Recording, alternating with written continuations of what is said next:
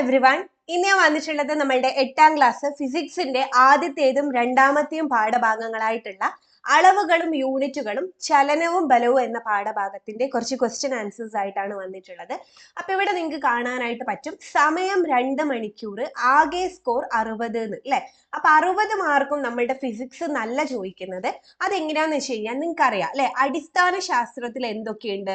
Physics ഉണ്ട്, chemistry ഉണ്ട്, biology ഉണ്ട് അല്ലെ. ഈ മൂന്നും കൂട്ടിയിട്ടാണ് എത്രയാകുന്നത്? 60 മാർക്ക് ആവുന്നത്. എന്ന് വെച്ച് കഴിഞ്ഞാൽ ഫിസിക്സിൽ നിന്നും 20 മാർക്ക്, കെമിസ്ട്രിയിൽ നിന്നും 20 മാർക്ക്, ബയോളജിയിൽ നിന്നും 20 മാർക്ക്. ഓക്കെ, ഈ ഒരു രീതിയിലാണ് നമ്മളുടെ മാർക്കിംഗ് സ്കീം പോകുന്നത്. 2 മണിക്കൂറാണ് സമയവും ഉള്ളത്. ഓക്കെ, അപ്പൊ ഇവിടെ നിങ്ങൾക്ക് കുറച്ച് നിർദ്ദേശങ്ങൾ തന്നിട്ടുണ്ട്. ആദ്യത്തെ 15 മിനിറ്റ് സമാശ്വാസ സമയമാണ്. ആ സമയത്ത് എന്ത് ചെയ്യുക?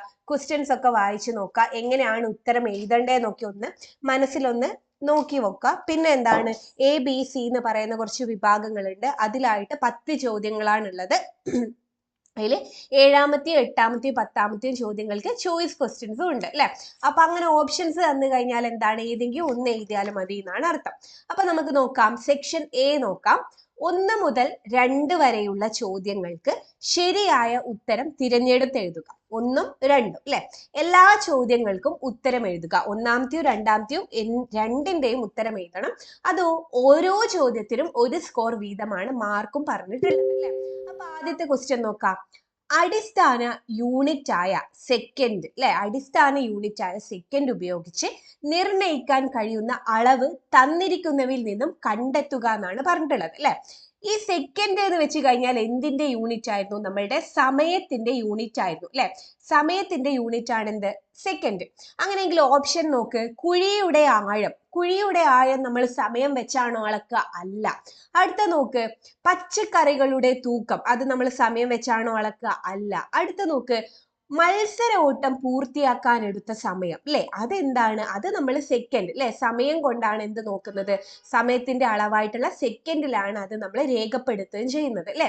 അടുത്ത നോക്ക്, ശരീരത്തിന്റെ താപനില ആണോ? അതുമല്ല. അങ്ങനെയാണെങ്കിൽ ഇവിടുത്തെ ഓപ്ഷൻ ഏത് വരും? ഓപ്ഷൻ C ആണ് ഇവിടുത്തെ കറക്റ്റ് ആയിട്ടുള്ള ഉത്തരം എന്ന് നമുക്ക് പറയാനായിട്ട് പറ്റും. ഇനി അടുത്ത ചോദ്യം നോക്ക്, പ്രസ്താവന. 2 പ്രസ്താവനകൾ തന്നിട്ടുണ്ട്. അതിൽ 1ാമത്തെ പ്രസ്താവന, സമ്പർക്കത്തിൽ വരുന്ന യന്ത്രഭാഗങ്ങൾ ചലിക്കുമ്പോൾ തേയ്മാനം സംഭവിക്കുന്നതും അല്ലെ, തേയ്മാനം സംഭവിക്കുന്നതും വസ്തുക്കളെ മുറുകെ പിടിക്കാൻ കഴിയുന്നതും ഘർഷണം മൂലമുള്ള പ്രയോജനങ്ങളാണ് എന്നാണ് പറഞ്ഞത്. ഈ തേയ്മാനം സംഭവിക്കുന്ന അല്ലെ, യന്ത്രങ്ങൾക്ക് തേയ്മാനം സംഭവിക്കുന്നത് പ്രയോജനമാണോ? ഘർഷണം കൊണ്ടുള്ള? അല്ല. തേയ്മാനം സംഭവിക്കുക എന്ന് വെച്ച് കഴിഞ്ഞാൽ പ്രയോജനമല്ല, ദോഷമാണ് അല്ലെ. അപ്പൊ ഇതെന്താ? ഇത് ദോഷമാണ് അല്ലെ, ഇത് ദോഷമാണ്. വസ്തുക്കളെ പിടിക്കാൻ കഴിയുന്ന എന്താണ്? പ്രയോജനമാണ് അല്ലെ. അങ്ങനെയാണ് ഇത് രണ്ടും ശരിയാണോ? അല്ല, രണ്ടും ശരിയല്ല. അങ്ങനെയാണ് ഈ പ്രസ്താവന എന്താ? തെറ്റാണ് അല്ലെ. ഈ യന്ത്രഭാഗങ്ങൾ ചലിക്കുമ്പോൾ തേയ്മാനം സംഭവിക്കുന്നത് ദോഷകരവും വസ്തുക്കളെ മുറുകെ പിടിക്കാൻ കഴിയുന്നത് പ്രയോജനകരവുമായ ഘർഷണം മൂലമുള്ളതാണ് എന്ന് പറഞ്ഞിട്ടുണ്ടെങ്കിൽ ശരിയായിരുന്നു അല്ലെ. പക്ഷെ ഇവിടെ എന്താണ്? തെറ്റാണ്. അടുത്തത് നോക്ക്, പ്രസ്താവന 2 നോക്ക്. യന്ത്രഭാഗങ്ങൾക്കിടയ്ക്ക് സുഗമമായ ചലനത്തിന് തടസ്സം നേരിടുന്നതും ഇന്ധന നഷ്ടം ഉണ്ടാകുന്നതും ഘർഷണം കൊണ്ടുള്ള ദോഷമാണ് അല്ലെ. അത് ശരിയാ അല്ലെ, അത് ശരിയാ. കാരണം എന്താണ്? യന്ത്രങ്ങൾക്കിടയിലുള്ള സുഗമമായിട്ടുള്ള ചലനത്തിനും അതേപോലെ തന്നെ ഇന്ധന നഷ്ടവും എന്താണ്? ഘർഷണം കൊണ്ടുള്ള ദോഷങ്ങളാണ് അല്ലെ. അതുകൊണ്ട് ആ പ്രസ്താവന എന്താണ്? ശരിയാണ് അല്ലെ. അങ്ങനെയെങ്കിൽ നോക്ക്, ഈ പ്രസ്താവനകളെ വിശകലനം ചെയ്ത് ചുവടെ കൊടുത്തിരിക്കുന്നവയിൽ ശരിയായത് കണ്ടെത്തുക എന്നാണ് പറഞ്ഞിട്ടുള്ളത്. അപ്പൊ ആദ്യത്തെ നോക്ക്, 2 പ്രസ്താവനകളും ശരിയാണ്. ആണോ? അല്ല. ആദ്യത്തെ പ്രസ്താവന തെറ്റും 2ാമത്തെ പ്രസ്താവന ശരിയാ. അപ്പൊ ഇതല്ല. അടുത്ത നോക്ക്, 2ാമത്തെ പ്രസ്താവന മാത്രം ശരി അല്ലെ. 1ാമത്തെ തെറ്റാണ്, 2ാമത്തെ പ്രസ്താവന ശരിയാണ്. അപ്പൊ ഇത് ശരിയാവാൻ ചാൻസ് ഉണ്ട് അല്ലെ. അല്ല, അടുത്തും കൂടി വായിച്ചു നോക്കാം. 1ാമത്തെ പ്രസ്താവന മാത്രം ശരിയാണ്. ആണോ? അല്ല, അതും തെറ്റാണ്. അടുത്തത്, 2 പ്രസ്താവനകളും തെറ്റാണ്. അതാണോ? അല്ല. 1ാമത്തെ തെറ്റും 2ാമത്തെ ശരിയാ അല്ലെ. അപ്പൊ 2ാമത്തെ പ്രസ്താവന മാത്രം ശരിയാണെന്നുള്ള ഈ B ഓപ്ഷൻ ആണ് ഇവിടുത്തെ കറക്റ്റ് ആയിട്ടുള്ള ഉത്തരം. ഓക്കെ ആണല്ലോ. അപ്പൊ നമ്മൾ ആ ഒരു ക്വസ്റ്റ്യനും ചെയ്ത് കഴിഞ്ഞിട്ടുണ്ട്. ഇനി നമ്മൾ സെക്ഷൻ Bയിലേക്കാണ് കടക്കാനായിട്ട് പോകുന്നത്. നോക്കിയോ, 3 മുതൽ 8 വരെയുള്ള ചോദ്യങ്ങൾക്ക് 1ൽ കൂടുതൽ വാചകങ്ങളിൽ ഉത്തരം എഴുതുക. ഓക്കെ, 3 മുതൽ 8 വരെയുള്ള. അതിൽ 7ാമത്തെയും 8ാമത്തെയും ചോദ്യങ്ങൾക്ക് ചോയ്സ് ഉണ്ട്. ഏതെങ്കിലും ഒന്ന് എഴുതിയാൽ മതി. ഏതെങ്കിലും ഒന്ന് എഴുതിയാൽ മതി എന്ന് വെച്ച് കഴിഞ്ഞാൽ 7A 7B 8A 8B. ആ ചോദ്യം നമുക്ക് നോക്കാം. ഓരോ ചോദ്യത്തിനും 2 സ്കോർ വീതമാണ് തന്നിട്ടുള്ളത്. അപ്പൊ നോക്കാം, ചിത്രം നിരീക്ഷിക്കുക. ഈ ഒരു ചിത്രമാണ് നിരീക്ഷിക്കേണ്ടത്. എന്നിട്ട് ക്വസ്റ്റ്യൻ നോക്കാം. നാം സാധാരണ ഉപയോഗിക്കുന്ന സ്കെയിലിന്റെ ലീസ്റ്റ് കൗണ്ട് 0.1 സെന്റിമീറ്റർ ആണ്. ഇതുകൊണ്ട് അർത്ഥമാക്കുന്നത് എന്താണ്? ഇതുകൊണ്ട് അർത്ഥമാക്കുന്നത് എന്താ? ലീസ്റ്റ് കൗണ്ട് എന്ന് വെച്ച് കഴിഞ്ഞാൽ എന്താ? ഏതെങ്കിലും ഒരു ഉപകരണം ഉപയോഗിച്ചിട്ട് ഏറ്റവും ചെറിയ വാല്യൂ, അല്ലെ, ഏറ്റവും ചെറിയ വാല്യൂ, ഏറ്റവും ചെറിയ എന്താണ്, അളക്കാനാവുന്ന കുറഞ്ഞ അളവിനെയാണ് നമ്മൾ എന്ത് പറയുന്നത്? ലീസ്റ്റ് കൗണ്ട് എന്ന് പറയുന്നത്, അല്ലെ. അപ്പൊ ഇതുകൊണ്ട് അർത്ഥമാക്കുന്നത് എന്താന്ന് ചോദിച്ചു കഴിഞ്ഞാൽ നമ്മൾ എങ്ങനെ എഴുതണം? യെസ്, നമ്മൾ എഴുതണം എന്താണ്? ഒരു ഉപകരണം ഉപയോഗിച്ച്, അല്ലെ, ഒരു ഉപകരണം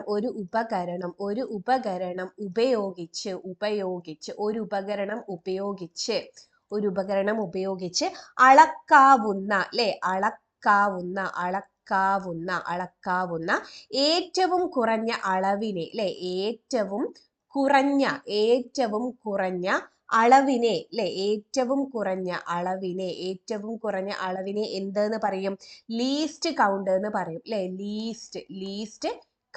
ലീസ്റ്റ് കൗണ്ട് എന്ന് പറയുന്നു, അല്ലെ, എന്ന് പറയുന്നു. ഓക്കെ ആണല്ലോ. അപ്പൊ അതിന്റെ ആൻസർ നമ്മൾ ഇവിടെ എഴുതിയിട്ടുണ്ട്, അല്ലെ. എത്രാമത്തെ? മൂന്നാമത്തെ ക്വസ്റ്റ്യന്റെ എ, അല്ലെ. മൂന്നാമത്തെ ക്വസ്റ്റ്യന്റെ എ ആൻസർ നമ്മൾ ഇവിടെ എഴുതി കഴിഞ്ഞിട്ടുണ്ട്. ഇനി അതിന്റെ ബി ക്വസ്റ്റ്യൻ നോക്കാം. ചിത്രത്തിൽ കാണുന്ന അളവ് ജാറിന്റെ ലീസ്റ്റ് കൗണ്ട് എത്രയാണെന്ന് ചോദിച്ചിട്ടുള്ളത്, അല്ലെ. നിങ്ങൾക്ക് ഈ ചിത്രം കാണാനാകുന്നുണ്ടാവല്ലോ, അല്ലെ. ഈ ചിത്രത്തിൽ കാണുന്ന ഈ അളവ് ജാറിന്റെ ലീസ്റ്റ് കൗണ്ട് ആണ് കാണേണ്ടത്, അല്ലെ. അപ്പൊ നിങ്ങൾ നോക്ക്, ഇവിടെ 1, 2, 3, 4, 5, അല്ലെ. ഓരോരോ വലിയ ഗ്യാപ്പുകൾ എത്രയാ? 1, അല്ലെ. 1/, അല്ലെ. ഈ 1 കഴിഞ്ഞിട്ട് 2ലേക്ക് എത്താൻ എത്ര ഇതുണ്ട് നോക്ക്? 1, 2, 3, 4, 5, അല്ലെ. 1 കഴിഞ്ഞ് 2ലേക്ക് എത്താൻ കുഞ്ഞി എത്ര ഇതുണ്ട്? 5 എണ്ണം ഉണ്ട്, അല്ലെ. അപ്പൊ 1/5 ആണ് ഇതിന്റെ ലീസ്റ്റ് കൗണ്ട്, അല്ലെ. 1/5 എത്രയാ നോക്കാം? 1/5, അല്ലെ. 1ൽ 5 ഇല്ല, അപ്പൊ 0.8. അടുത്ത എന്ത് ചെയ്തും? 10, അല്ലെ. അടുത്ത 10ൽ 5 എത്ര പ്രാവശ്യം പോകും? 2 പ്രാവശ്യം പോകും, അല്ലെ. അങ്ങനെയാണെങ്കിൽ ഇവിടെ കൊടുത്തിട്ടുള്ള അളവ് ജാറിന്റെ ലീസ്റ്റ് കൗണ്ട് എത്രയായിരിക്കും? 0.2 മാത്രമാണ്. ഇവിടെ ml എന്ന് കാണുന്നുണ്ടോ? 10 ml എന്ന് കാണുന്നുണ്ടോ? അങ്ങനെയാണെങ്കിൽ ഇവിടെ എത്ര വരും? 0.2 ml എന്ന് എഴുതാം, അല്ലെ. 0.2 ml എന്ന് എഴുതാനായിട്ട് പറ്റും. ഓക്കെ ആണല്ലോ. അപ്പൊ ഈ ഒരു നമ്മളുടെ മൂന്നാമത്തെ ക്വസ്റ്റ്യനും നമ്മൾ കംപ്ലീറ്റ് ചെയ്തിട്ടുണ്ട്. ഇനി അടുത്ത ക്വസ്റ്റ്യനിലേക്ക് നമുക്ക് പോവാം. നാലാമത്തെ ക്വസ്റ്റ്യൻ ആണ് നോക്കാനായിട്ട് പോകുന്നത്. ചുവടെ നൽകിയ അളവുകളെ അടിസ്ഥാന അളവുകൾ, വ്യുൽപ്പന്ന അളവുകൾ എന്നിങ്ങനെ തരം തിരിക്കുക. ഓക്കെ, അപ്പൊ അടിസ്ഥാന അളവുകൾ ഏതൊക്കെയാ, വ്യുൽപ്പന്ന അളവുകൾ ഏതൊക്കെയാ നമുക്ക് ഇവിടെ ഒന്ന് എഴുതാം. അപ്പൊ നീളം എന്ന് പറയുന്നത് എന്താ? നമ്മളുടെ അടിസ്ഥാന അളവാണ്, അല്ലെ. നീളം എന്ന് പറയുന്നത് എന്താ? അടിസ്ഥാന അളവാണ്. പരപ്പളവ് എന്താ? പരപ്പളവ് നമ്മളുടെ വ്യുൽപ്പന്ന അളവാണ്, അല്ലെ. അപ്പൊ പരപ്പളവ് എവിടെ പെടും? പരപ്പളവ് വ്യുൽപ്പന്ന അളവുകളാണ്. അടുത്തത് വ്യാപ്തം. യെസ്, വ്യാപ്തവും എന്ത് തന്നെയാണ്? വ്യാപ്തവും വ്യുൽപ്പന്ന അളവുകൾ പെട്ടതാണ്. ലാസ്റ്റ് വൺ മാസ്, അല്ലെ. മാസ് ഏതാണ്? മാസും നമ്മളുടെ അടിസ്ഥാന അളവുകളാണ്. അപ്പൊ നീളം, മാസ് ഏതാണ്? അടിസ്ഥാന അളവുകളും പരപ്പളവും വ്യാപ്തവും എന്താണ്? വ്യുൽപ്പന്ന അളവുകളാണ് നമുക്ക് കിട്ടിയിട്ടുണ്ട്. ഓക്കെ അല്ലേ. ഇനി അഞ്ചാമത്തെ ക്വസ്റ്റ്യൻ നോക്ക്. അഞ്ചാമത്തെ ക്വസ്റ്റ്യൻ, ചലനാവസ്ഥ, നിശ്ചലാവസ്ഥ എന്നിവയുമായി ബന്ധപ്പെട്ട പട്ടിക പൂർത്തിയാക്കുക. ഓക്കെ, ഇവിടെ ഒരു സന്ദർഭം കൊടുത്തിട്ടുണ്ട്. ഇവിടെ A, B എന്ന് പറഞ്ഞിട്ട് ചലനാവസ്ഥയാണോ അല്ലെങ്കിൽ നിശ്ചലാവസ്ഥയാണോ എന്നാണ് നമ്മൾ എഴുതേണ്ടത്, അല്ലെ. അപ്പൊ ഇവിടുത്തെ സന്ദർഭം, അല്ലെ, ആദ്യത്തെ സന്ദർഭം നോക്കി നോക്ക്. ഓടിക്കൊണ്ടിരിക്കുന്ന കുട്ടിയെ അപേക്ഷിച്ച് തലയിലിരിക്കുന്ന തൊപ്പി. അപ്പൊ ഒന്ന് ആലോചിച്ച് നോക്ക്. നമ്മളുടെ ടെക്സ്റ്റ് തന്നെ ഒരു എക്സാമ്പിൾ കൊടുത്തിട്ടുണ്ട്. ഒരു പക്ഷി, അല്ലെ, ഒരു പക്ഷി ഒരു ചുള്ളിക്കമ്പ് അല്ലെങ്കിൽ ഒരു വടിയുടെ കഷ്ണം പക്ഷീന്റെ ബീക്ക്, അല്ലെ, കൊക്കിന്റെ ഉള്ളിലാക്കി പറന്നു പോകുമ്പോൾ ആ പക്ഷീനെ അടിസ്ഥാനപ്പെടുത്തി നോക്കുകയാണെങ്കിൽ ആ കമ്പ് എവിടെയും പോകുന്നില്ല. ആ കമ്പ് ആ പക്ഷീന്റെ വായിൽ തന്നെയാണ് ഉള്ളത്, അല്ലെ. അപ്പൊ പക്ഷീനെ അടിസ്ഥാനമാക്കി നോക്കുകയാണെങ്കിൽ അതെന്തായിരിക്കും? നിശ്ചലാവസ്ഥയിലായിരിക്കും, അല്ലെ. അതുപോലെ തന്നെ ഇയാൾ ഈ ഒരു കുട്ടിയുണ്ട്, അല്ലെ. ഈ ഒരു കുട്ടി എന്താ? ഓടിക്കൊണ്ട് നിൽക്കുന്ന. പക്ഷെ ഈ കുട്ടീന്റെ തലയിൽ ആരുണ്ട്? ഒരു തൊപ്പിയുണ്ട്, അല്ലെ. ആ കുട്ടി നോക്കുകയാണെങ്കിൽ തൊപ്പി ആ തലയിൽ തന്നെ ഉണ്ട്. തൊപ്പി മാറുന്നുണ്ടോ? ഇല്ല, തൊപ്പി അവിടെ തന്നെ ഉണ്ട്. അങ്ങനെയാണെങ്കിൽ ഈ ഒന്നാമത്തെ, അല്ലെ, ഈ A എന്നുള്ളതിന്റെ ഉത്തരം എന്തായിരിക്കും? നിശ്ചലാവസ്ഥ, അല്ലെ. നിശ്ചലാവസ്ഥയിലായിരിക്കും. ഇനി രണ്ടാമത്തെ സന്ദർഭം വായിച്ചു നോക്ക്. തറയെ അപേക്ഷിച്ച് ഓടുന്ന കുട്ടിയുടെ തലയിരിക്കുന്ന തൊപ്പി അല്ലെ. അപ്പൊ ഈ തറ ഇവിടെ ഇങ്ങനെ ഉണ്ട് അല്ലെ. അപ്പൊ തറയെ അപേക്ഷിച്ച് ഈ കുട്ടി ഇങ്ങനെ ഓടിക്കൊണ്ട് നിൽക്കുക അല്ലെ. അപ്പൊ കുട്ടി ഇങ്ങനെ ഓടിക്കൊണ്ട് നിൽക്കുമ്പോൾ തലയിൽ വെച്ച തൊപ്പി എന്താ ഇങ്ങനെ നീങ്ങിക്കൊണ്ട് നിൽക്കുക അല്ലെ. അപ്പൊ തറ നോക്കുകയാണെങ്കിൽ ഈ കുട്ടി ഓടിക്കൊണ്ട് നിൽക്കുന്നുണ്ട്, തറയും എന്താണ് ഇങ്ങനെ മാറിക്കൊണ്ട് നിൽക്കുന്നുണ്ട്. അങ്ങനെയാണെങ്കിൽ അത് എന്തായിരിക്കും? അത് ചലനാവസ്ഥയിലായിരിക്കും അല്ലെ. ചലനാവസ്ഥയിൽ ആയിരിക്കും. ഓക്കെ ആണല്ലോ. അപ്പൊ 5ാമത്തെ ക്വസ്റ്റ്യനും നമ്മൾ കംപ്ലീറ്റ് ചെയ്തിട്ടുണ്ട്. ഇനി നമുക്ക് 6ാമത്തെ ചോദ്യം നോക്കാം. ഒരു കുട്ടിയുടെ സയൻസ് ഡയറിയിലെ ചില രേഖപ്പെടുത്തലുകളാണ് തന്നിരിക്കുന്നത്. ഓക്കെ, അപ്പൊ നോക്ക്, അവയിലെ തെറ്റായവ കണ്ടെത്തി തിരുത്തി എഴുതുക എന്നാണ് പറഞ്ഞിട്ടുള്ളത്. അപ്പൊ അതിൽ ആദ്യത്തെ നോക്കിക്കോളെ. അതിൽ ആദ്യത്തെ ഏതാണ്? മണ്ണെണ്ണയുടെ സാന്ദ്രത 810 കിലോഗ്രാം പെർ മീറ്റർ.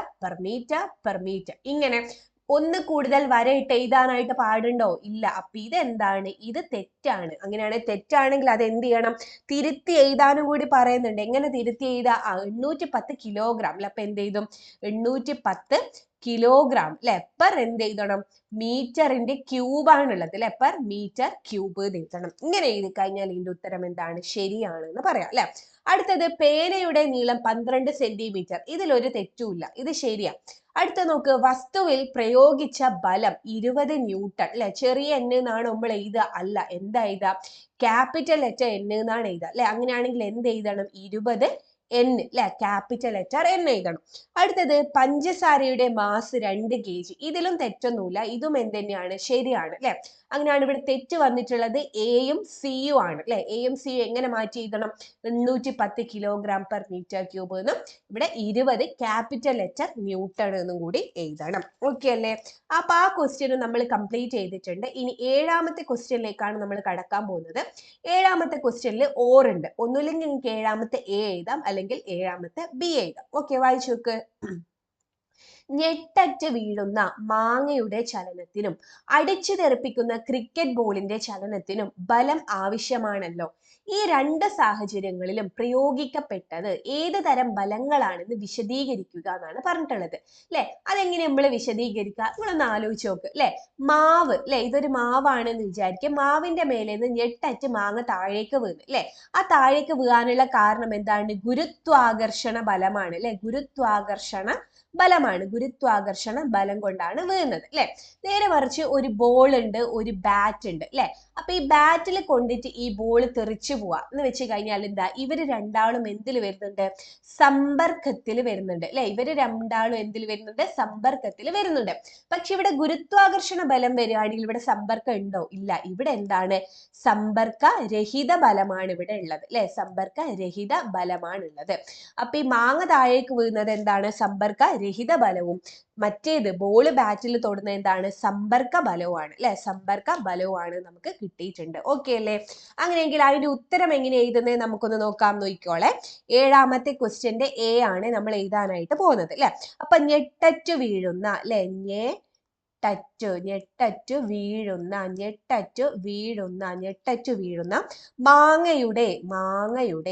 മാങ്ങയുടെ ചലനത്തിന് കാരണം അല്ലെ. ചലനത്തിന് കാരണം ആരായിരുന്നു? നമ്മളുടെ ഗുരുത്വാകർഷണ ബലമാണ് അല്ലെ. അപ്പൊ എന്ത് എഴുതണം? ഗുരുത്വാകർഷണ ബലമാണ്. ഈ ഗുരുത്വാകർഷണ ബലം എന്ന് പറയുന്നത് എന്താണ്? ഇത് അല്ലെ. ഇതെന്താണ്? സമ്പർക്ക രഹിത ബലമാണ്. ഇത് സമ്പർക്ക രഹിത ബലമാണ് എന്ന് എഴുതാം. ഓക്കെ. ഇനി അടുത്ത എന്താ? എന്നാൽ അല്ലെ. എന്നാൽ എന്താ? നമ്മളുടെ അടിച്ചു തെറിപ്പിച്ച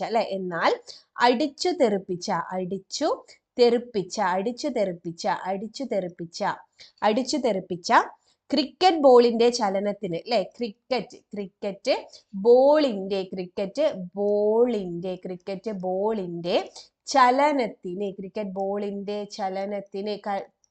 ബോളിന്റെ ചലനത്തിന് എന്താണ്?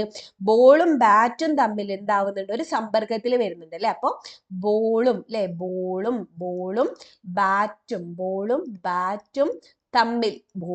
ബാറ്റും തമ്മിൽ എന്ത് ചെയ്യുന്നുണ്ട്? സമ്പർക്കത്തിൽ വരുന്നുണ്ട്.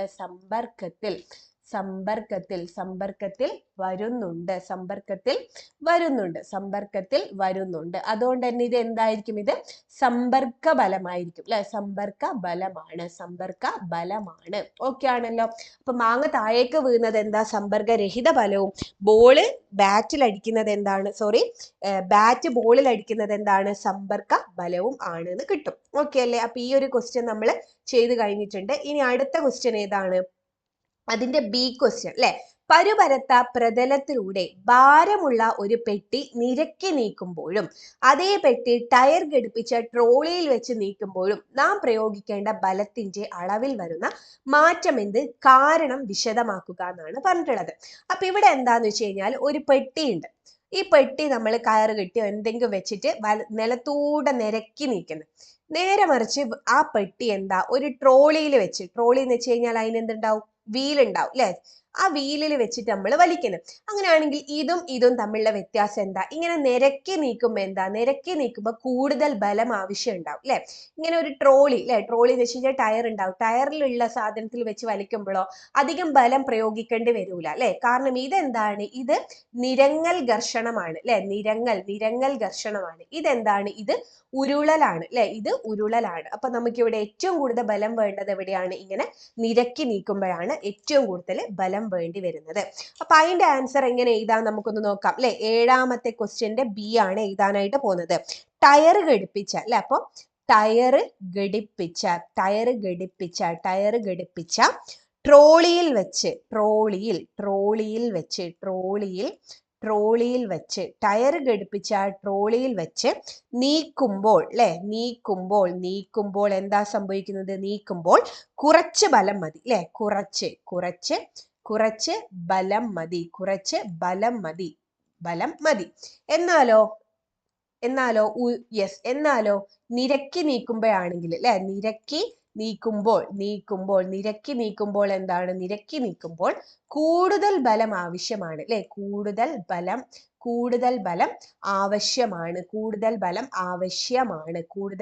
ആവശ്യമാണ് അല്ലെ? അതിന്റെ കാരണം എന്താ? നമുക്കറിയാം അല്ലെ? ഉരുളൽ ഘർഷണം നിരങ്ങൽ ഘർഷണത്തെക്കാൾ കുറവാണ് അല്ലെ? ഇതും കൂടി എഴുതി വെക്ക. എന്ത്? ഉരുളൽ അല്ലെ? ഉരുളൽ ഘർഷണം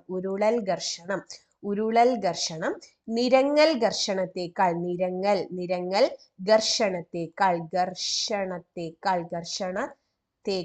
ഉരുളൽ ഘർഷണം നിരങ്ങൽ ഘർഷണത്തെക്കാൾ കുറവാണ്.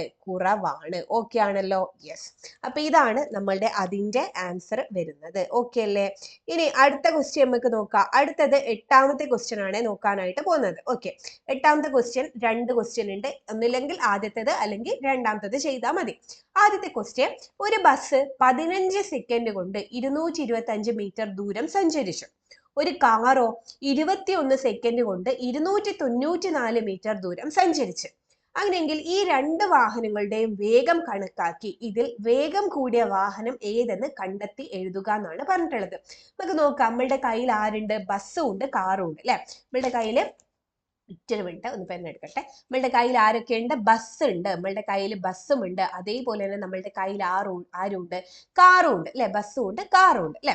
അപ്പൊ ബസ്സിന്റെ ദൂരം തന്നിട്ടുണ്ട് അല്ലെ? ബസ്സിന്റെ ദൂരം എത്രയായിരുന്നു തന്നിട്ടുള്ളത്? ബസ്സിന്റെ ദൂരം തന്നിട്ടുള്ളത് 225 മീറ്റർ ആണ്. സമയം എത്രയായിരുന്നു തന്നിട്ടുള്ളത്? സമയം തന്നിട്ടുള്ളത് 15 സെക്കൻഡ് ആണ് എന്ന് തന്നിട്ടുണ്ട് അല്ലെ? കാറിന്റെ എത്രയാണ് ദൂരം തന്നിട്ടുള്ളത്? കാറിന്റെ ദൂരം തന്നിട്ടുള്ളത് 294. അതിന്റെ സമയം തന്നിട്ടുള്ളത് അല്ലെ? അതിന്റെ സമയം തന്നിട്ടുള്ളത് എത്രയാണ്? 21 സെക്കൻഡും. അങ്ങനെയാണെങ്കിൽ ഇതിൽ ആർക്കാണ് വേഗത കൂടുതൽ എന്നാണ് ചോദിച്ചിട്ടുള്ളത് അല്ലെ? അപ്പൊ വേഗത കാണുക എങ്ങനെയാ? വേഗത അല്ലെ? വേഗത ഇസ് ഈക്വൽ ടു എന്താണ്? ദൂരം ബൈ സമയമാണ്. വേഗത ഇസ് ഈക്വൽ ടു ദൂരം ബൈ സമയം. ഇവിടുത്തെ ദൂരം എത്രയാ? 225 ബൈ സമയം എത്രയാ? 15. അപ്പൊ 225/15 ചെയ്ത് കഴിഞ്ഞാൽ എത്ര കിട്ടും? 15 എന്ന് കിട്ടും അല്ലെ? അപ്പൊ വേഗതയുടെ യൂണിറ്റ് എന്താ? 15 മീറ്റർ പെർ സെക്കൻഡ് അല്ലെ? അതേപോലെ തന്നെ ഇവിടെയും ചെയ്യാം അല്ലെ? ദൂരം ബൈ സമയം. ദൂരം എത്ര? 294 ബൈ സമയം എത്ര? 21 അല്ലെ? 294/21 ചെയ്ത് കഴിഞ്ഞാൽ നമുക്ക് 14 മീറ്റർ പെർ സെക്കൻഡ് എന്ന് കിട്ടും. അങ്ങനെയാണെങ്കിൽ ഇവിടെ കൂടുതൽ വേഗത ആർക്കാ? ബസ്സിന് 15 മീറ്റർ പെർ സെക്കൻഡും കാറിന് 14 അല്ലെ? അങ്ങനെയാണെങ്കിൽ ബസ്സിനാണ് വേഗത കൂടുതൽ. അപ്പൊ നമ്മൾ എന്ത് എഴുതണം? ബസ്സിന് വേഗത കൂടുതൽ കൂടുതലാണ്, ബസ്സിന് വേഗത കൂടുതലാണ് എന്ന് എഴുതി വെച്ചാൽ നമുക്കിവിടെ നമുക്ക് 2 മാർക്കാണ് ഇവിടെ കിട്ടാനായിട്ട് പോകുന്നത്. ഈ ഒരു ക്വസ്റ്റ്യൻ ക്ലിയർ ആണല്ലോ അല്ലെ? ഓക്കെ, അങ്ങനെയെങ്കിൽ നമുക്ക് എട്ടാമത്തെ ബി ക്വസ്റ്റ്യൻ നോക്കാം. എട്ടാമത്തെ ബി ക്വസ്റ്റ്യൻ കുറച്ചും കൂടി എ ആണെന്ന് തോന്നുന്നു കുറച്ചും കൂടി എളുപ്പം. ബി കുറച്ചൊന്ന് ചിന്തിക്കാനുണ്ട്, നോക്കാം. ഒരു കുട്ടി എയിൽ നിന്നും ബിയിലൂടെ സിയിൽ എത്തുന്നതിന് 9 സെക്കൻഡ് എടുത്തു. അതായത് ഒരു കുട്ടി എ എന്ന് പറയുന്ന ഒരു പോയിന്റ് എന്ന് ബിയിലൂടെ എവിടെ എത്തിയിട്ടുണ്ട്, സിയിലേക്ക് എത്തിയിട്ടുണ്ട്. ഒരു കുട്ടി എ എന്ന് പറയുന്ന പോയിന്റ് എന്താ, ബിയിലൂടെ അല്ലെ, ബിയിലൂടെ എവിടെ എത്തി, സിയിലേക്ക് എത്തി. എത്ര സെക്കൻഡ് കൊണ്ട്, 9 സെക്കൻഡ് കൊണ്ട്. അങ്ങനെയാണെങ്കിൽ കുട്ടീന്റെ വേഗം കണ്ടെത്താനാണ് പറഞ്ഞിട്ടുള്ളത് അല്ലെ. അപ്പൊ വേഗം കാണുക, എങ്ങനെ കാണുക, വേഗത അല്ലെ, വേഗത ഇസ് ഈക്വൽ ടു എന്താണ്, ദൂരം ബൈ സമയമാണ്. വേഗത ഇസ് ഈക്വൽ ടു ദൂരം ബൈ സമയം അല്ലെ. അപ്പൊ എന്ന് ബിയിൽ പോയി എന്നിട്ടാണ് സിയിൽ പോയത്. അങ്ങനെയാണ് ഇവിടുത്തെ ദൂരം എത്രയായിരിക്കും, 4 അല്ലെ. എന്ന് ബിയിലേക്ക് എത്താൻ 4, ബിന്ന് സിയിലേക്ക് എത്താൻ 5. അപ്പൊ ടോട്ടൽ ദൂരം എത്രയാ, 4 + 5 എത്ര കിട്ടി, 9 എന്ന് കിട്ടി അല്ലെ. അപ്പൊ ദൂരം 9, സമയം എത്ര തന്നിട്ടുണ്ട്, 9 സെക്കൻഡ് എന്ന് തന്നിട്ടുണ്ട് അല്ലെ. അപ്പൊ 9 എന്ന് എഴുതി. 9/9 എത്ര കിട്ടി, 1 അല്ലെ. വേഗത ആയതുകൊണ്ട് യൂണിറ്റ് എന്ത് ചെയ്തു, മീറ്റർ പെർ സെക്കൻഡ് എന്ന് എഴുതും. അപ്പൊ വേഗത എത്ര കിട്ടി, 1 മീറ്റർ പെർ സെക്കൻഡ് എന്ന് കിട്ടി. ഇത് ഓർത്ത് വെച്ചോളെ. ഇനി അതിന്റെ ബി ക്വസ്റ്റ്യനിലേക്ക് ഇതിനെ നമുക്ക് ആവശ്യമുണ്ട്. ഓക്കെ, അപ്പൊ അടുത്ത ബി നോക്ക്. കുട്ടി സിയിൽ നിന്നും പുറപ്പെട്ട് ഇരട്ടി വേഗത്തിൽ സഞ്ചരിച്ച് തിരികെ സിയിൽ എത്താൻ ആവശ്യമായ സമയം കണക്കാക്കുക. അതായത് ഇപ്പൊ കുട്ടി സിയിലാണ് ഉള്ളത് അല്ലെ. സിന്ന് എന്താണ്, ഇതാ ഇങ്ങനെ സഞ്ചരിച്ച് തിരിച്ച് സിയിലേക്ക് തന്നെ എത്താം. ഓക്കെ, എന്താണ്, നേരത്തെ കുട്ടി എന്ന് ബിയിലൂടെ സിയിലേക്ക് പോകാനുള്ള വേഗത, അതിനുള്ള വേഗത എടുത്തിട്ടുള്ള എത്രയാണ്, 1 മീറ്റർ പെർ സെക്കൻഡ് ആണ്. ഇപ്പൊ എന്താ പറഞ്ഞിട്ടുള്ളത്, സിയിൽ നിന്ന് കുട്ടി ഇതാ ഇങ്ങനെ എയിൽ പോയി ബിയിൽ പോയി തിരിച്ച് സിയിലേക്ക് തന്നെ എത്താൻ എത്ര സമയം എടുത്തു എന്നാണ് ചോദിച്ചത്. പിന്നെ വേറൊന്നും കൂടിയുണ്ട്, എന്താണ്, അതിന്റെ വേഗത തന്നിട്ടുണ്ട്, എത്ര, ഇരട്ടി വേഗത. ഇരട്ടി വേഗത എന്ന് വെച്ച് കഴിഞ്ഞാൽ ഇതിന്റെ ഇരട്ടി എത്രയാ, 2 അല്ലെ. അപ്പൊ ഈ വേഗതയില് ആ കുട്ടി സഞ്ചരിച്ച എത്ര സമയം കൊണ്ടാണ് സിയിൽ എത്തിയെന്നാണ് ചോദിച്ചത് അല്ലെ. അപ്പൊ നമുക്കറിയാം എന്താണ് വേഗത, വേഗത ഇസ് ഈക്വൽ ടു എന്താണ്, ദൂരം ബൈ സമയമാണ് അല്ലെ. ദൂരം ബൈ സമയം. അപ്പൊ സമയത്തിനാണ് നമുക്ക് കാണേണ്ടത്. അപ്പൊ സമയം ഇസ് ഈക്വൽ ടു എന്താണ്, സമയം ഇസ് ഈക്വൽ ടു എന്താണ്, ദൂരം ബൈ വേഗത അല്ലെ. ദൂരം ബൈ വേഗതയാണ്, ദൂരം ബൈ വേഗത. ഇവിടുത്തെ ദൂരം എന്തായിരിക്കും, സിന്ന് എയില്, എന്ന് ബിയില്, ബിന്ന് സിയിലേക്ക് എത്താൻ ഇവിടെ 3, ഇവിടെ 4, ഇവിടെ 5, ടോട്ടൽ എത്ര കിട്ടി, 12 എന്ന് കിട്ടില്ല. അപ്പൊ ദൂരം 12. വേഗത എത്ര, 1ന്റെ ഇരട്ടി ആയിട്ടുള്ള 2 അല്ലെ. അപ്പൊ 12/2 എത്ര കിട്ടി, 6 എന്ന് കിട്ടി. വെറും 6 ആണോ, അല്ല, 6 സമയമാണ്, 6 സെക്കൻഡ് എന്ന് എഴുതണം അല്ലെ. 6 സെക്കൻഡ് എന്ന് കൂടി എഴുതി കഴിഞ്ഞാൽ എട്ടാമത്തെ ക്വസ്റ്റ്യന്റെ ആൻസറും എന്ത് ചെയ്തിട്ടുണ്ട്, കംപ്ലീറ്റ് ആയിട്ടുണ്ട്. ഓക്കെ ആണല്ലോ. അപ്പൊ എട്ടാമത്തെ ക്വസ്റ്റ്യനും ക്ലിയർ ആയി എന്ന് വിചാരിക്കുന്നു. ഇനി നമുക്ക് 9ാമത്തെ ക്വസ്റ്റ്യനിലേക്ക് പോവാം. 9ാമത്തെ ക്വസ്റ്റ്യൻ സെക്ഷൻ സി ആണ്. നോക്കാം. 9 മുതൽ 10 വരെയുള്ള ചോദ്യങ്ങൾക്ക് ഉത്തരം എഴുതുക. ഇതിൽ 10ാമത്തെ ചോദ്യത്തിന് ചോയ്സ് ഉണ്ട്. ഓരോ ചോദ്യത്തിനും 3 സ്കോർ വീതമാണ് ഉള്ളത് അല്ലെ. അപ്പൊ 9ാമത്തെ ക്വസ്റ്റ്യൻ നോക്കാം.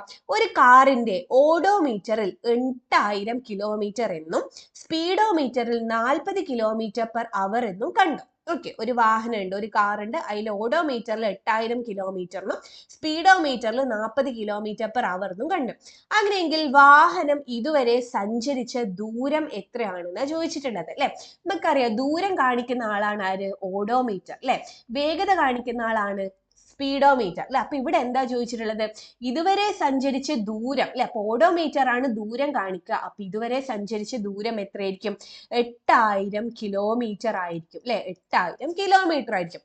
അടുത്തതാണ് ഈ ദൂരത്തെ SI യൂണിറ്റിലേക്ക് മാറ്റി എഴുതുക. ഏത് ദൂരത്തെ, 8000 കിലോമീറ്ററിനെ SI യൂണിറ്റിലേക്ക് മാറ്റി എഴുതാനായിട്ടാ പറഞ്ഞത്. നോക്കിക്കോളെ, ദൂരമാണ് അല്ലെ. അപ്പൊ 8000 കിലോമീറ്റർ അല്ലെ. ദൂരത്തിന്റെ SI യൂണിറ്റ് എന്തേനു, മീറ്റർ ആണ് അല്ലെ. അപ്പൊ ഈ 8000 കിലോമീറ്ററിനെ നമുക്ക് എന്തിലേക്ക് മാറ്റണം, മീറ്ററിലേക്ക് മാറ്റണം. നമുക്കറിയാം 1 കിലോമീറ്റർ എന്ന് വെച്ച് കഴിഞ്ഞാൽ എത്രയായിരുന്നു, 1000 മീറ്റർ ആണ് അല്ലെ. അങ്ങനെയാണെങ്കിൽ 8000 കിലോമീറ്റർ എന്ന് വെച്ച് കഴിഞ്ഞാൽ എന്തായിരിക്കും, 8000 കിലോമീറ്റർ എന്ന് വെച്ച് കഴിഞ്ഞാൽ അതിന്റെ കൂടെ ഇൻറ്റു 1000 ചെയ്യുക അല്ലെ. 1000 ചെയ്യുക. അപ്പൊ എന്ത് വരും, 8ഉം 6 പൂജ്യങ്ങളും വരും അല്ലെ. 6 പൂജ്യങ്ങളും. പിന്നെ എന്ത് ചെയ്താണ് ഇവിടെ, മീറ്റർ എന്നും കൂടി എഴുതി കഴിഞ്ഞാൽ ആൻസർ ആയിട്ടുണ്ട്. ഓക്കെ അല്ലേ. അപ്പൊ ഇതും കൂടി എഴുതി കഴിഞ്ഞാൽ നിങ്ങൾക്ക് 1 മാർക്കും കൂടി കിട്ടി. ടോട്ടൽ 2 മാർക്കായി. ഇനി ലാസ്റ്റ് ക്വസ്റ്റ്യൻ നോക്ക്.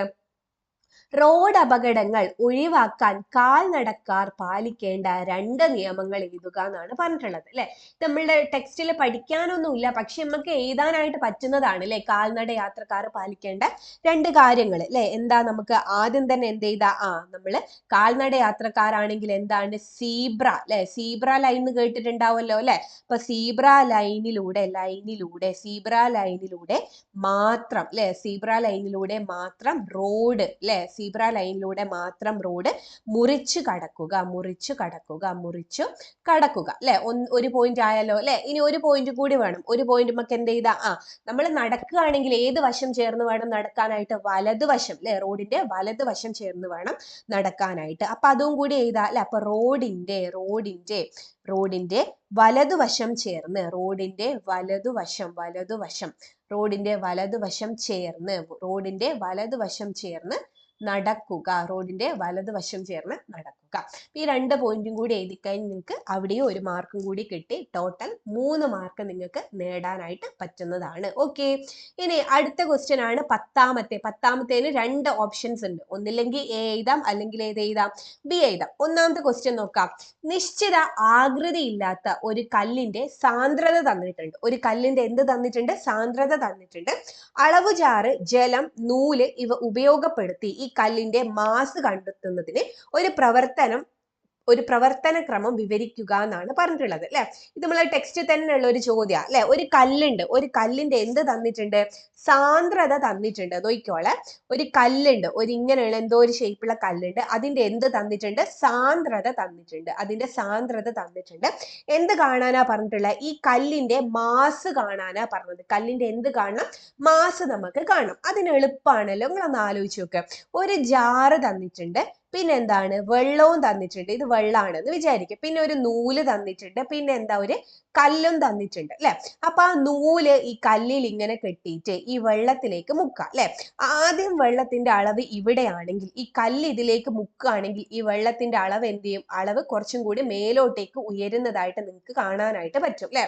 ഈ അളവിനെയാണ് നമ്മൾ എന്ത് പറയുന്നത്, ഈ കല്ലിന്റെ വ്യാപ്തം എന്ന് പറയുന്നത് അല്ലെ. ഈ കല്ലിന്റെ എന്താണ്, വ്യാപ്തം എന്ന് പറയുന്നത്. അപ്പൊ സാന്ദ്രതയും നമുക്ക് കിട്ടി, വ്യാപ്തവും നമുക്ക് കിട്ടി അല്ലെ. ഈ അളവ് എത്ര ഉയർന്നേ നോക്കിക്കഴിഞ്ഞാൽ അതിന്റെ വ്യാപ്തം കിട്ടുമല്ലോ. അപ്പൊ നമുക്ക് സാന്ദ്രതയും കിട്ടി, വ്യാപ്തവും കിട്ടി. അത് നമുക്ക് ആരെയും കണ്ടുപിടിക്കേണ്ട, കല്ലിന്റെ മാസ് കണ്ടുപിടിക്കാൻ നമുക്ക് ആവോ? യെസ്, നമുക്ക് ആവും. എങ്ങനെയാണ്, നമ്മൾ പഠിച്ചിട്ടുണ്ട് എന്താണ്, സാന്ദ്രത എന്ന് വെച്ച് കഴിഞ്ഞാൽ എന്തെന്നാ, മാസ് ബൈ വ്യാപ്തമാണ് അല്ലെ. മാസ് ബൈ വ്യാപ്തമാണ്. അങ്ങനെയാണ് ഇതിലെന്ന് മാസിനെ എങ്ങനെ കാണാം നമുക്ക്, മാസ് ഈസ് ഈക്വൽ ടു എന്താണ്, സാന്ദ്രത ഇൻറ്റു വ്യാപ്തം അല്ലെ. സാന്ദ്രത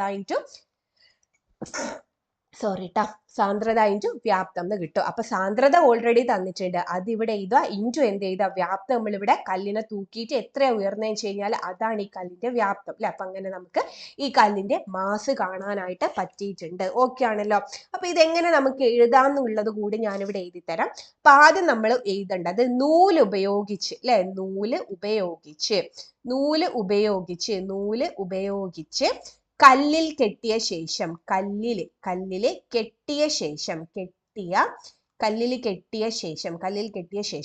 വെള്ളം നിറച്ച ജാറിൽ അല്ലെ, വെള്ളം നിറച്ച ജാറില് എന്ത് ചെയ്യുക, കല്ലിനെ താഴ്ത്തുക അല്ലെ. കല്ലിനെ താഴ്ത്തുക. ഓക്കെ, ഒരു പോയിന്റ് ആയി. ഇനി എന്താ ചെയ്യേണ്ടത്, ജാറിലെ ജലനിരപ്പ് എന്ത് ചെയ്യുന്നുണ്ടാവും, ഉയരുന്നത് കാണും അല്ലെ. ആ ഉയർന്ന അതിനെയാണ് നമ്മൾ എന്ത് പറയുന്നത്, കല്ലിന്റെ വ്യാപ്തം എന്ന് പറയാം അല്ലെ. അപ്പൊ എന്ത് ചെയ്താം, ജാറിലെ ജലനിരപ്പിൽ ഉണ്ടായ വ്യത്യാസം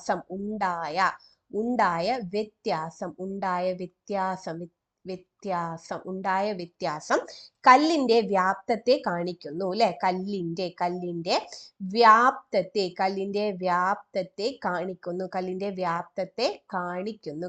വ്യാപ്തത്തെ കാണിക്കുന്നു. പിന്നെ എന്താണ്, കല്ലിന്റെ വ്യാപ്തം കിട്ടിക്കഴിഞ്ഞാൽ നമുക്ക് എന്ത് എഴുതിയാൽ മതി, മാസാണ് കാണേണ്ടത് അല്ലെ. അപ്പൊ വ്യാപ്തം കിട്ടിക്കഴിഞ്ഞാൽ അല്ലെ, വ്യാപ്തം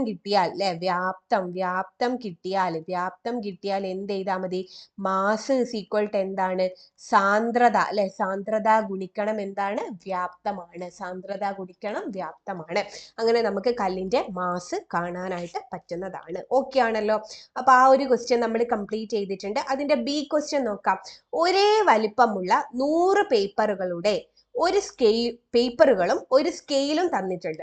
ഇവ ഉപയോഗിച്ച് ഒരു പേപ്പറിന്റെ വ്യാപ്തം കണ്ടെത്തുന്നതിനുള്ള ഒരു പ്രവർത്തന ക്രമം വിവരിക്കുക എന്നാണ് പറഞ്ഞിട്ടുള്ളത് അല്ലെ. അപ്പൊ നമുക്ക് ഇവിടെ എന്ത് തന്നിട്ടുണ്ട്? ഒരു 100 പേപ്പർ തന്നിട്ടുണ്ട്. എത്ര പേപ്പർ? 100 പേപ്പർ തന്നിട്ടുണ്ട്. 100 പേപ്പർ തന്നിട്ടുണ്ട്. അങ്ങനെയാണെങ്കിൽ ഒരു പേപ്പറിന്റെ അല്ലെ, ഒരു പേപ്പറിന്റെ ആയിരുന്നോ? അല്ലെങ്കിൽ എന്താ, ഒന്ന് ക്വസ്റ്റ്യൻ നോക്കിക്കോട്ടെ. അങ്ങനെയാണെങ്കിൽ ഇവ ഉപയോഗിച്ച് ഒരു പേപ്പറിന്റെ വ്യാപ്തമാണ് നമുക്ക് കാണേണ്ടത്. ഒരു പേപ്പറിന്റെ എന്താ കാണേണ്ടത്? വ്യാപ്തം കാണണം. പേപ്പറിന്റെ വ്യാപ്തം കാണണം. അപ്പൊ നിങ്ങളൊന്ന് ആലോചിച്ച് നോക്ക്. ഇവിടെ പേപ്പർ അങ്ങനെയൊക്കെയാ പറയുന്നത് അല്ലെ. അപ്പൊ നമുക്കറിയാം എന്താണ് വ്യാപ്തം എന്ന് വെച്ച് കഴിഞ്ഞാൽ എന്താ? വ്യാപ്തം എന്ന് വെച്ച് കഴിഞ്ഞാൽ എന്താ? വ്യാപ്തം എന്ന് വെച്ച് കഴിഞ്ഞാൽ എന്താ? നീളം അല്ലെ. നീളം ഇൻറ്റു വീതി അല്ലെ. നീളം ഇൻറ്റു വീതി ഇൻറ്റു ഉയരമാണ് അല്ലെ. വ്യാപ്തം ഇസ് ഈക്വൽ ടു നീളം ഇൻറ്റു വീതി ഇൻറ്റു ഉയരം. 100 പേപ്പർ തന്നിട്ടുണ്ട്. ഒരു സ്കെയിലും തന്നിട്ടുണ്ട് അല്ലെ. ആ സ്കെയിൽ വെച്ചിട്ട് പേപ്പറിന്റെ നീളം നമുക്ക് അളക്കാൻ പറ്റുമല്ലോ. ഓക്കെ, അങ്ങനെ നീളം കിട്ടി. അടുത്തത് ആ സ്കെയിൽ വെച്ചിട്ട് തന്നെ എന്താ? ആ പേപ്പറിന്റെ വീതി നമുക്ക് അളക്കാൻ പറ്റുമല്ലോ. ആ വീതിയും കിട്ടി. ഇനി വ്യാപ്തം കാണണമെങ്കിൽ ആരെ വേണം? ഉയരം കൂടി വേണം. ഒരു പേപ്പറിന്റെ ഉയരം നിങ്ങളൊന്ന് ആലോചിച്ച് നോക്കുക. ഒരു പേപ്പറിന്റെ ഉയരം നമുക്ക് കണ്ടുപിടിക്കണമെങ്കിൽ എന്താ ചെയ്യാ? നമുക്ക് തന്നിട്ടുണ്ട് എത്ര? 100 പേപ്പർ തന്നിട്ടുണ്ട് അല്ലെ. 100 പേപ്പർ തന്നിട്ടുണ്ട്. 100 പേപ്പർ തന്നിട്ടുണ്ട്. ഇനി എന്ത് ചെയ്താൽ മതി? ഈ 100 പേപ്പറിന്റെയും ഹൈറ്റ് ഒന്ന് അളന്നു നോക്കുക അല്ലെ. 100 പേപ്പറിന്റെയും ഹൈറ്റ് നമുക്ക് സ്കെയിൽ വെച്ച് അളക്കുവാനാവും അല്ലെ. അപ്പൊ 100 പേപ്പറിന്റെയും ഹൈറ്റ്, അതായത് എന്താണ്? ആകെ പേപ്പറിന്റെ ഉയരം അല്ലെ. ആകെ പേപ്പറിന്റെ ഉയരം അല്ലെ. ആകെ പേപ്പറിന്റെ ഉയരത്തിന് എത്ര പേപ്പർ ഉണ്ട്? 100 പേപ്പറിനെ കൊണ്ട് ഡിവൈഡ് ചെയ്ത് കഴിഞ്ഞാൽ നമുക്ക് എന്ത് കിട്ടും? ഒരു പേപ്പറിന്റെ ഉയരം കിട്ടും അല്ലെ. ഒരു പേപ്പറിന്റെ ഉയരം കിട്ടും. ഒരു പേപ്പറിന്റെ ഉയരം കിട്ടും അല്ലെ. ആ ഉയരം കിട്ടിക്കഴിഞ്ഞാൽ ആ ഉയരം ഇവിടെ കൊടുത്തു കഴിഞ്ഞാൽ നമുക്ക് എന്ത് കിട്ടും? വ്യാപ്തം കിട്ടും അല്ലെ. ഇതേപോലത്തെ വേറൊന്നും നമ്മൾ പഠിച്ചിട്ടുണ്ടായിരുന്നു അല്ലെ. 100 പേപ്പർ കട്ടകളുണ്ട് അല്ലെ. ആ 100 പേപ്പറിന്റെ എന്താണ് ഇത് കനം തന്നിട്ടുണ്ട്. 1 സെന്റിമീറ്റർ കനമാണുള്ളത്. 100 പേപ്പർ ഉണ്ട്. അങ്ങനെയാണെങ്കിൽ ഒരു പേപ്പറിന്റെ കനം കാണാൻ പറഞ്ഞു അല്ലെ. ഒരു പേപ്പറിന്റെ കാണാൻ പറഞ്ഞു കഴിഞ്ഞാൽ എന്താ? ആകെ കനം എത്രയാ? 1 സെന്റിമീറ്റർ അല്ലെ. ആകെ കനം ഡിവൈഡ് ബൈ എത്രയാ? എത്ര പേപ്പർ ഉണ്ട് എന്ന് വെച്ച് കഴിഞ്ഞാൽ ചെയ്ത് കഴിഞ്ഞാൽ അത്രയും ആണ് ഒരു പേപ്പറിന്റെ കനം നമുക്കറിയാം അല്ലെ. അത് തന്നെയാണ് ഇവിടെയും ചെയ്തിട്ടുള്ളത്. 100 പേപ്പർ ഉണ്ട്. അതിന്റെ എന്ത് കാണാനാ പറഞ്ഞിട്ടുള്ളത്? അതിൽ ഒരു പേപ്പറിന്റെ വ്യാപ്തം കാണാനാ പറഞ്ഞിട്ടുള്ളത്. വ്യാപ്തം എന്ന് വെച്ച് കഴിഞ്ഞാൽ നീളം ഇൻറ്റു വീതി ഇൻറ്റു ഉയരമാ. നീളവും വീതിയും ഒക്കെ നമുക്ക് സ്കെയിൽ വെച്ച് അളക്കാൻ പറ്റും. പക്ഷെ ഉയരം അല്ലെ, ഒരു പേപ്പറിന്റെ ഉയരം എന്ന് വെച്ച് കഴിഞ്ഞാൽ നമുക്ക് സ്കെയിൽ വെച്ച് അളക്കാൻ പറ്റുമോ? ഇല്ല. അന്നേരം എന്ത് ചെയ്യണം? ടോട്ടൽ എത്ര പേപ്പർ ഉണ്ട് നോക്കാം അല്ലെ. അത് എത്രയാ? 100 പേപ്പർ ആണ് ഉള്ളത് അല്ലെ. അത് എന്താണ്? നമ്മളുടെ ആകെ പേപ്പറിന്റെ ഉയരം കൊണ്ട് എത്ര പേപ്പർ ഉണ്ട് എന്ന് വെച്ച് കഴിഞ്ഞാൽ അതിനെ ഡിവൈഡ് ചെയ്ത് കഴിഞ്ഞാൽ ഒരു പേപ്പറിന്റെ ഉയരമാണ് നമുക്ക് കിട്ടുന്നത് അല്ലെ. അപ്പൊ ഇതെങ്ങനെ ആൻസർ ആയിട്ട് എഴുതാൻ നമുക്കൊന്ന് നോക്കാം അല്ലെ. ആദ്യം തന്നെ നമ്മൾ എന്താ എഴുതേണ്ടത്? പേപ്പറിന്റെ അല്ലെ. പേപ്പറിന്റെ എന്ത് എഴുതണം? പേപ്പറിന്റെ നീളവും വീതിയും അളക്കുക അല്ലെ. നീളവും വീതിയും എന്ത് ചെയ്യുക? അളക്കുക. ഓക്കെ, നീളവും വീതിയും നമ്മൾ അളന്നു കഴിഞ്ഞ്. ഇനി അടുത്ത എന്താ? ഒരു പേപ്പറിന്റെ ഉയരം കാണും അല്ലെ. അപ്പൊ ഒരു പേപ്പറിന്റെ ഉയരം എങ്ങനെയാ കാണാം? ഒരു പേപ്പറിന്റെ ഉയരം എന്ന് വെച്ച് കഴിഞ്ഞാൽ എന്താ? ആകെ പേപ്പറിന്റെ ഉയരം അല്ലെ. ആകെ പേപ്പറിന്റെ ഉയരം അല്ലെ. ആകെ പേപ്പറിന്റെ ഉയരം ബൈ പേപ്പറുകളുടെ എണ്ണം അല്ലെ. പേപ്പറുകളുടെ എണ്ണം ചെയ്യാം അല്ലെ. അങ്ങനെ എന്ത് കിട്ടി? ഒരു പേപ്പറിന്റെ ഉയരം കിട്ടി അല്ലെ. അപ്പൊ ഒരു പേപ്പറിന്റെ ഉയരം ലഭിച്ചാൽ അല്ലെ, ഒരു